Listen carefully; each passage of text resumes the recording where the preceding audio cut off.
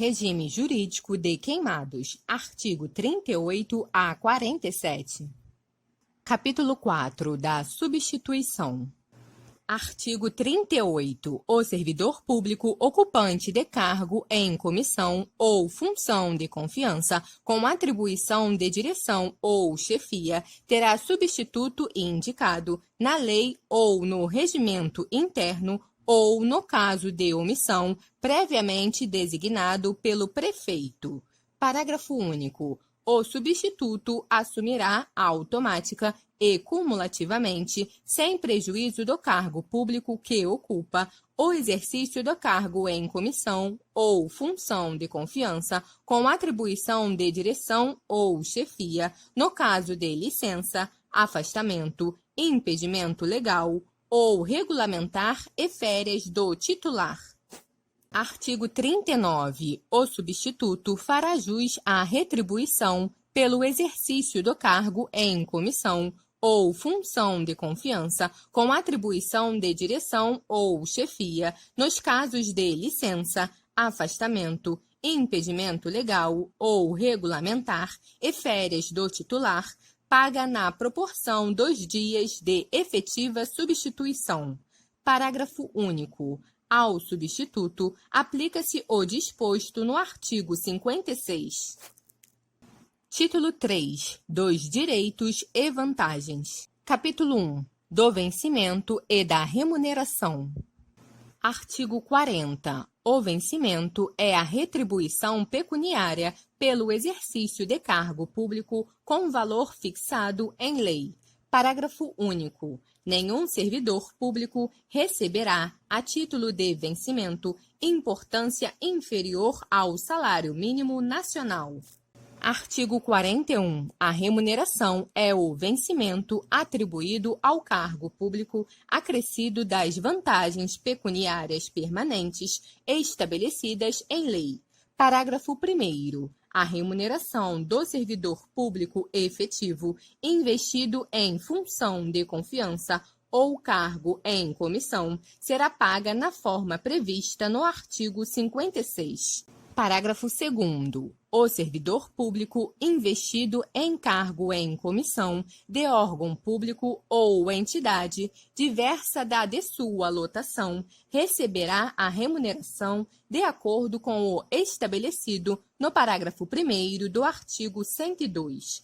Parágrafo 3º. O vencimento do cargo efetivo acrescido das vantagens de caráter permanente é irredutível. Parágrafo 4º. É assegurada a isonomia de vencimentos para cargos públicos de atribuições iguais ou assemelhadas do município, ressalvadas as vantagens de caráter individual e as relativas à natureza ou ao local de trabalho.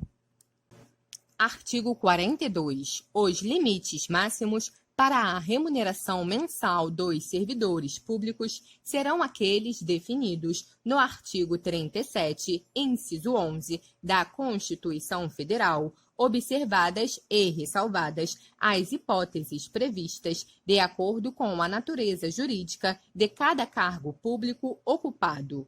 Parágrafo único.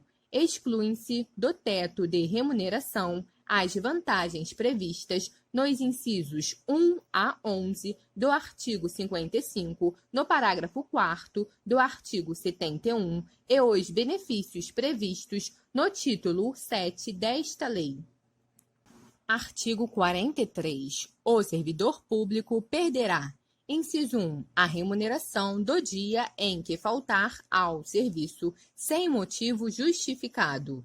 Inciso 2. A parcela de remuneração diária proporcional aos atrasos, ausências não justificadas, ressalvadas as concessões de que trata o artigo 106 e saídas antecipadas, salvo na hipótese de compensação de horário até o mês subsequente ao da ocorrência, a ser estabelecida pela chefia imediata. Parágrafo único. As faltas justificadas decorrentes de caso fortuito ou de força maior poderão ser compensadas a critério da chefia imediata, sendo assim consideradas como efetivo exercício. Artigo 44. Salvo por imposição legal ou mandado judicial, nenhum desconto incidirá sobre a remuneração ou provento. Parágrafo único. Mediante autorização do servidor público, poderá haver consignação em folha de pagamento a favor de terceiros, a critério da Secretaria Municipal de Administração, e com reposição de custos na forma definida em regulamento. Artigo 45. As reposições e indenizações ao erário público serão previamente comunicadas ao servidor público e descontadas em parcelas mensais. Parágrafo 1º. A indenização será feita em parcelas cujo valor não exceda a 10% da remuneração ou provento. Parágrafo 2º. A reposição será feita em parcelas cujo valor não exceda a 25% da remuneração ou provento. Parágrafo 3º. A reposição será feita em uma única parcela quando constatado pagamento indevido no mês anterior ao do processamento da folha de pagamento do mês subsequente.